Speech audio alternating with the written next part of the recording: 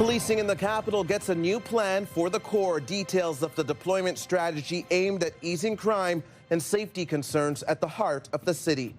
Good afternoon. This is CTV News at 5. I'm Stefan. It's no secret that as the city grows, so do the crime stats. But Ottawa Police say they are rolling out a new deployment plan to help with incidents here in the downtown core. And today's the first day. CTV's Josh Morano joins us now. Josh, how's this different than what police have been doing already? Yes, Stefan. Chief Eric Stubbs announced the plan in March, focusing on police visibility and response in the city's busiest areas. The chief expects to see a reduction in crime by the end of summer, something people who live and work in these areas say they're ready to see.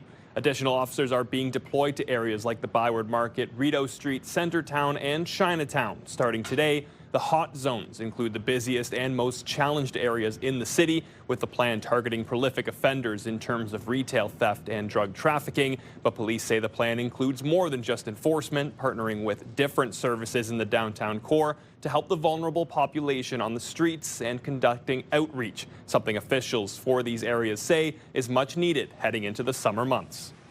I'm really happy to see how this all plays out, because I think it could be a template, not just for the downtown core, but where we have hotspots all over the city. It's hard to say, it's just safety is just concern at nighttime.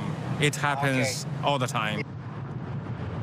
The plan will be in effect from May 1st to September 30th, with two main areas of focus: Centertown, Chinatown, and the Golden Triangle as one area, and the Byward Market, Lowertown, and Sandy Hill as the other. Police note there are hurdles the service could come across that will draw resources away from the downtown plan, including major events and protests and significant crimes elsewhere in the city. Stefan. All right, we'll see if it works. CTV's Josh Morano reporting live for us. Thank you, Josh.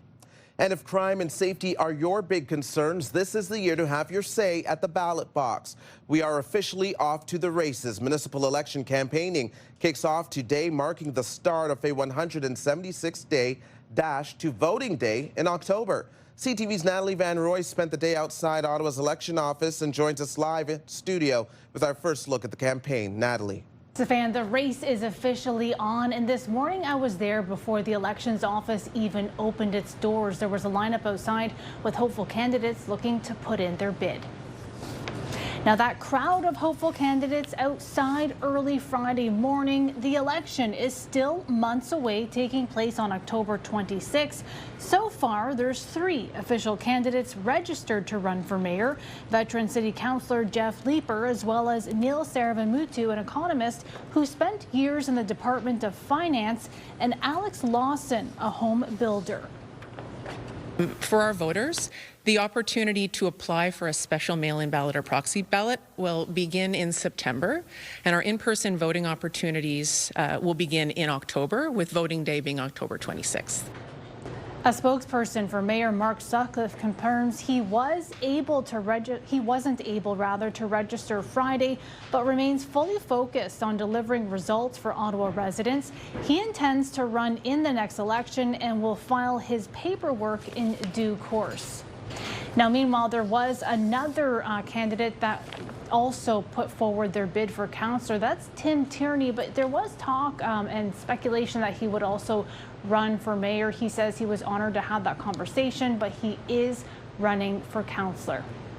Stefan. All right, CTV's Natalie Van Roy with this update for us. Off to the races indeed. Thank you, Natalie. And Christy Cameron will join us a little later to tell us what issues her listeners want to see front and center. The question of the day is, what are your priorities for the next municipal election?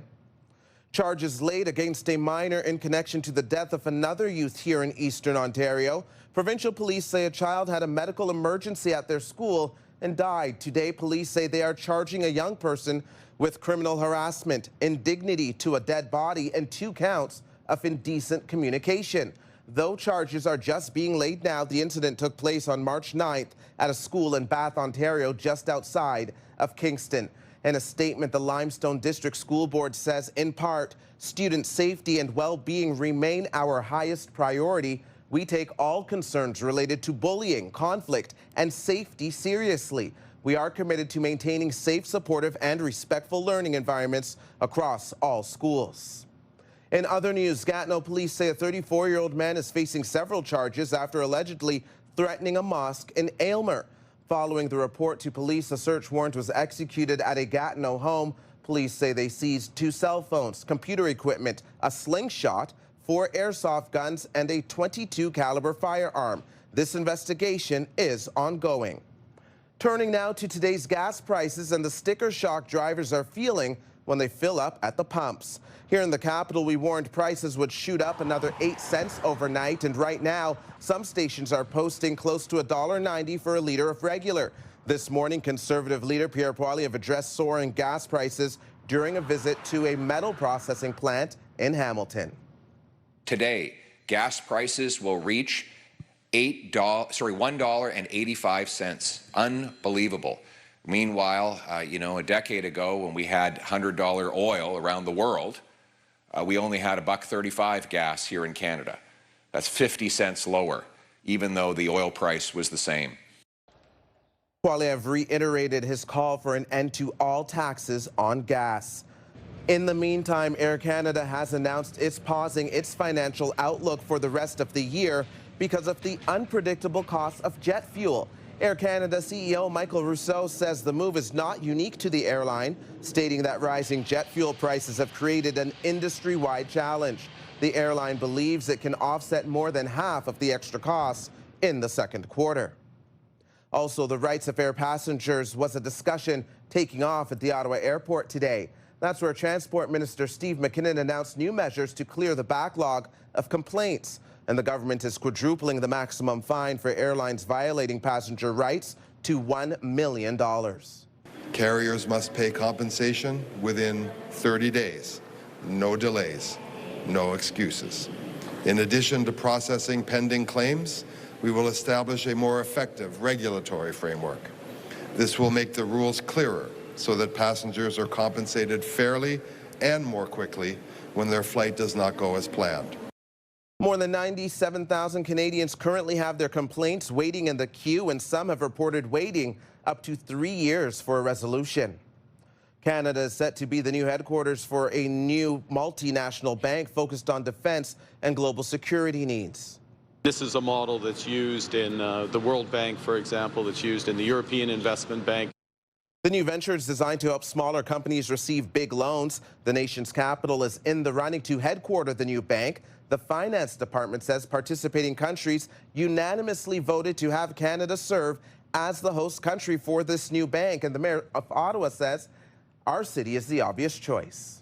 The World Bank is in Washington. It's not in New York City. This is the place where defense innovation is happening.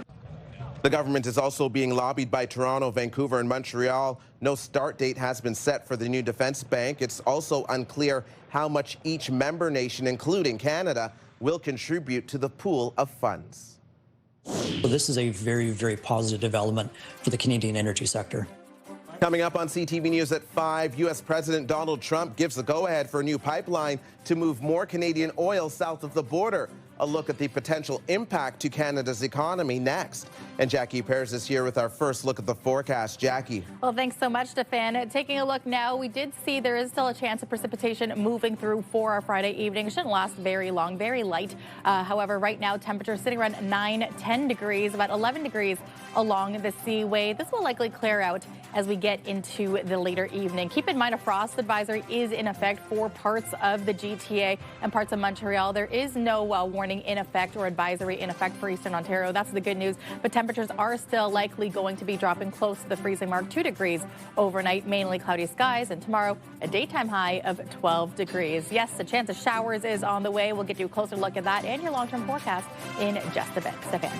Thank you, Jackie. Here's what you need to know. CN Cycle for CHEO is happening this Sunday and will be hosted by CTV's Austin Lee. It's not too late to register. You have until tomorrow to do so. And there are several road closures to look out for when it comes to this event. That starts and ends at the National War Museum. More details about that on our website, ctvnewsottawa.ca. And live check on traffic, lighter than usual volume on this Friday. Things moving well. There is moderate congestion happening in the westbound lanes of the Queensway between Parkdale and Woodruff. You're watching CTV News at 5.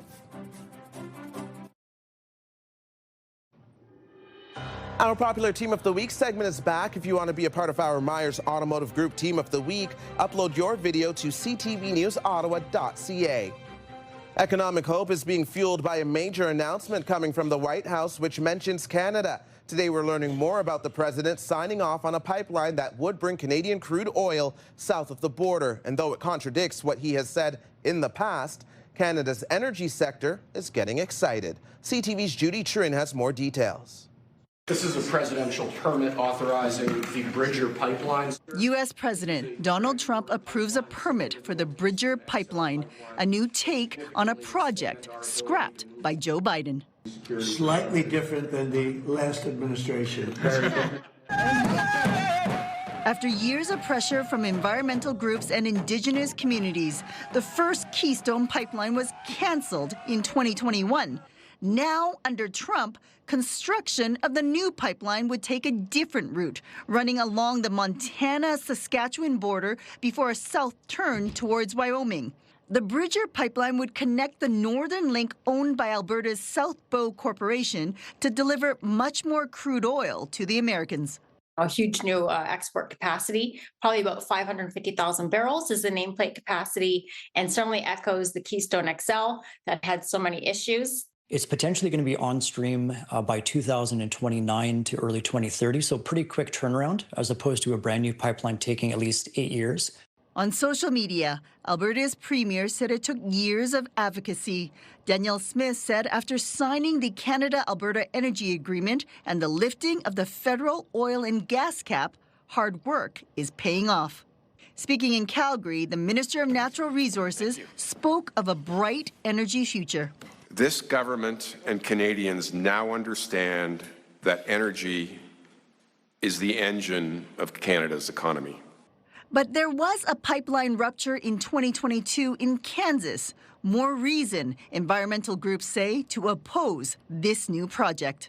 The developers are hoping that this project will pick up where Keystone left off, but they may regret that because this project is going to meet with the same opposition that Keystone did.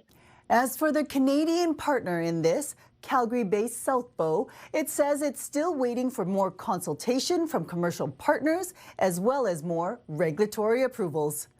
Judy Trin, CTV News, Ottawa. May 1st is marking the start of campaigning for the municipal election, and today's radio question of the day is, what are your priorities for the next municipal election? Hey, Christy, it's Kevin.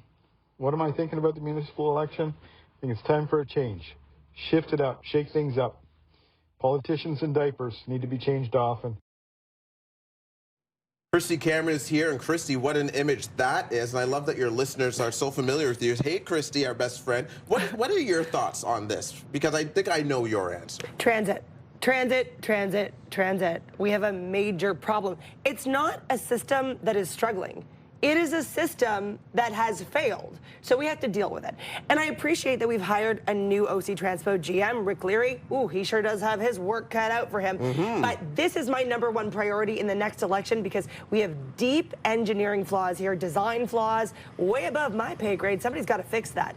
Priority #1 because you cannot bully people to get out of their cars and take transit if it doesn't work. Our city is getting bigger. We want to expand. People are coming back to work 4 days a week for the federal government in July. Wake up and fix it. That is #1 for me. And I think it's #1 for most people, even if you don't take transit, because you pay for it. Yeah, for those of us that live here, but also for those that visit Ottawa, right? Because we've gotten complaints about how much of a car culture system we have from some Europeans that visited several years ago. Oh gosh, you and I were just yesterday talking about D&D and the Carling campus and how there's not enough parking and people are complaining about it certain days of the week, but there's no transit options. Like, again, a congested city is one that is better served by transit, and we're just not there right now. Now, beyond that, today I heard a lot about policing, safety and security, cutting down on crime, speeding. We know speeding is a big one. Revitalizing the downtown core. Looking at some of these main streets that are getting hollowed out and sad with boarded up businesses. Gosh, there's a lot on our wish list, isn't there? All right, thank you for this, Christy.